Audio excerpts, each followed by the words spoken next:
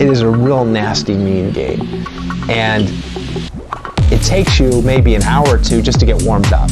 You know, the game will just kick your ass and humiliate you, and you'll get 80,000 or 100,000 or 150,000. You're just crying out, and you just like want to kill it. You're grabbing the game by the joysticks, and you're just shaking it and slamming it into the wall. And eventually you get to the point, it's almost like warming up for a basketball game or something. You get to the point, you're sweaty, and you've got this kind of attitude. You cannot win until you have this attitude, this total mindset of just total concentration and total rage. You've got to be pissed off.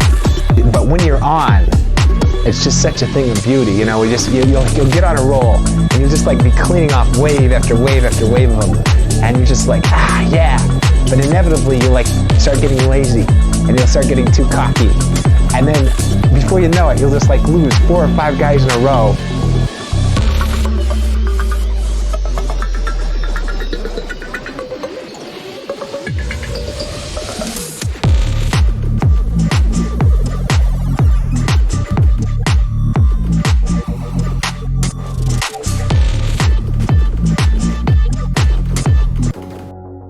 Hello gamers, it's time to talk about one of my favorite arcade games of all time, Robotron 2084. Made by Williams Electronics in 1982, this masterpiece was created by the mind of Eugene Jarvis, who became one of Midway's legends. Inspired by his never-ending quest for progress, in 2084, man perfects the Robotrons, a robot species so advanced that man is inferior to its own creation. Guided by their infallible logic, the Robotrons conclude the human race is inefficient and therefore must be destroyed. You are the last hope of mankind. Due to a genetic engineering error, you possess superhuman powers. Your mission is to stop the Robotrons and save the last human family, Mommy, Daddy, and Mikey. The force of the ground roving unit Network Terminator, Grunt Robotrons, seek to destroy you. The Hulk Robotrons seek out to eliminate the last human family, and they follow Mikey, by the way. The spheroids and quarks are programmed to manufacture Enforcer and Tank Robotrons. Beware of the ingenious brain Robotrons that possess the power to reprogram humans into sinister progs. As you struggle to save humanity, be sure to avoid the electrodes in your path. And that sets up the plot of the game Robotron 2084. Let's go.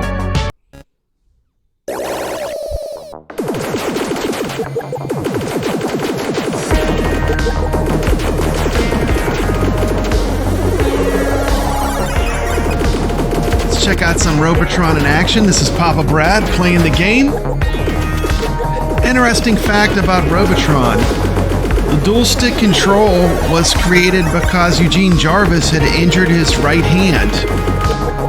The initial version of the dual stick control was 2 Atari 2600 joysticks, basically glued or secured onto some plywood. A game that Eugene Jarvis really liked was Berserk. But one thing he didn't like about Berserk was that you could only shoot in the direction you were running. But if you stopped and held down the button, you could shoot in any direction.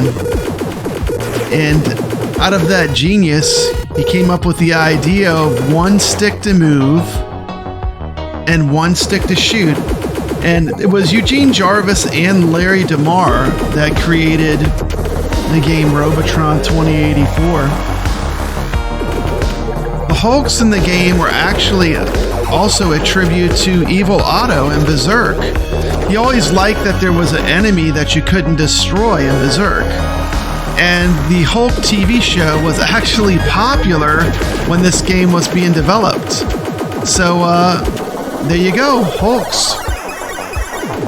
Inspiration from Berserk, and of course the Incredible Hulk TV show. Pretty cool. Have you played Robotron? What do you think of this game? Leave your thoughts about it in the comments to this video.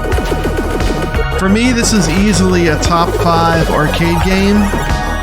You know, it's hard for me to really rank my favorite top 5, but this one's in there. I love this game. It's fantastic. It is probably one of the purest action games that I've ever played. It's all just pure action.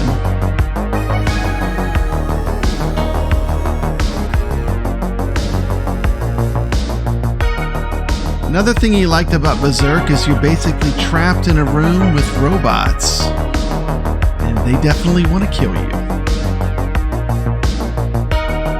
Well, I think Robotron, first you have to learn how to walk and chew gum at the same time. So you have to be able to use your fire control and use your movement control and be able to use them independently. Don't always fire in the direction you're moving. You can move away from a threat and then fire back at it. So I think that's the first tip to mastering Robotron. The second tip is often you have to get out of the middle. Everything is converging on you in the middle. Work your way to the outside and then start circling around, but always keep in motion, because often a lot of the shots will go toward where you were. If you keep moving, they'll keep missing you, and so you have to kind of keep moving kind of in a circular pattern. If you move in a straight line, a shot can continue on that trajectory and still kill you. But if you continually change your direction in a circular pattern, the shots will miss you. And so that's the basic tips.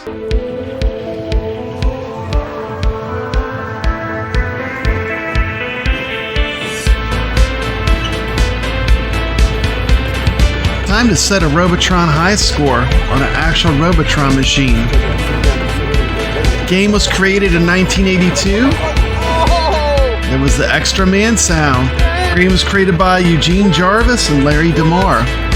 Said he drew inspiration from Space Invaders, 1984, the George L. Orwell book, and of course the classic Stern video game Berserk. Here's papabrad in the brain level. 19,000 units of Berserk were made. Oh, good. I can get a lot of points now. I gotta get all these ladies. You want to scoop up the humanoids. 1,000, 2,000, 3,000, 4,000, 5,000. And then every human after you get to 5 is 5,000 each. That's how you get a lot of points. Humans in the game are pretty simple. You got Mommy, Daddy, and Mikey.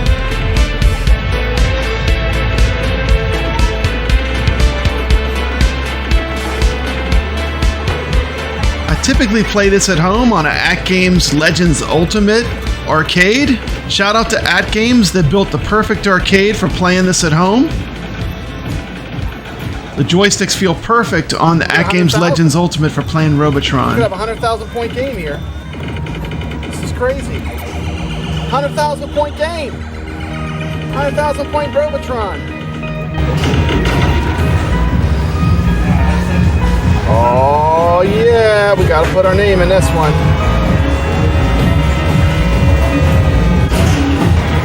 Oh yeah! Oh!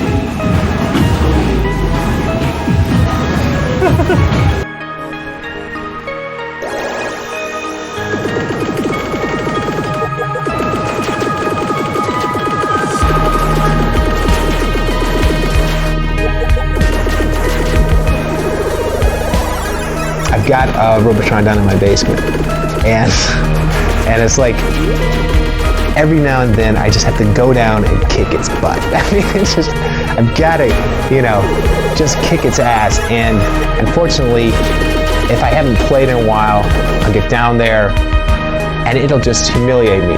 Now,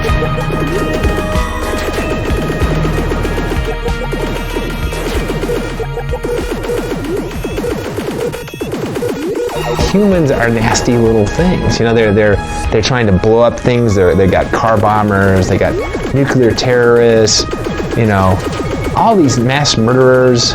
you know, all these nasty little habits that humans have, you know, create wars, threaten to blow up the world, you know, endangering the entire planet. I mean, it's clear that humans are psychos, and for their own protection, you know, we'll have to be confined in safe. What happens is the brains, their algorithm, which was supposed to be seeking out the closest human, and then go and reprogram them. That was supposedly their algorithm. Something got screwed up, which actually I never really looked into it. Didn't really want to know because it was working good, but they all turn out they initially will seek the first human, which in the case of the first brainwave is Mikey. There's one Mikey and there's all these other mommies. And so they're all going for Mikey. If you can keep Mikey alive, don't pick him up and don't allow the brains to kill him. If you can keep him alive, then the brains will continually try to seek him and they won't program any of the other mommies. And so in that situation, you can basically kill all the brains, but you have to leave one left so that the wave doesn't end. And this is the horrible thing, is that so often you'll like kill the last one, or it'll be a grunt will be left or something, and then it'll run into like an electrode, you know, before you picked up this treasure trove of points, which is all your humans are just waiting out there, and you wait for one turn. You want to pick them all up in one turn so you can turn them all into 5,000s.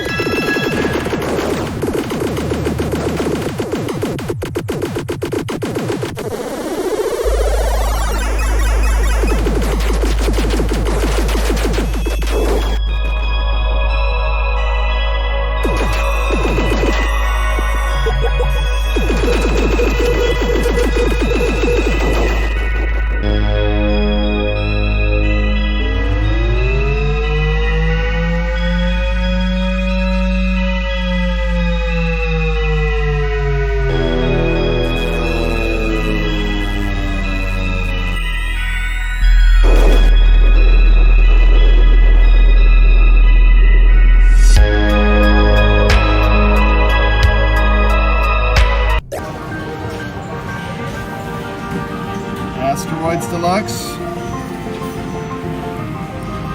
one of the games that uses artwork to make the illusion.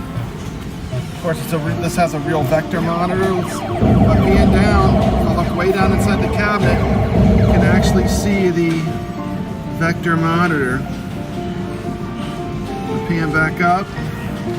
And what the player sees is the asteroids floating around in this background. It's a really cool effect. This is why you go to a real arcade to get this experience.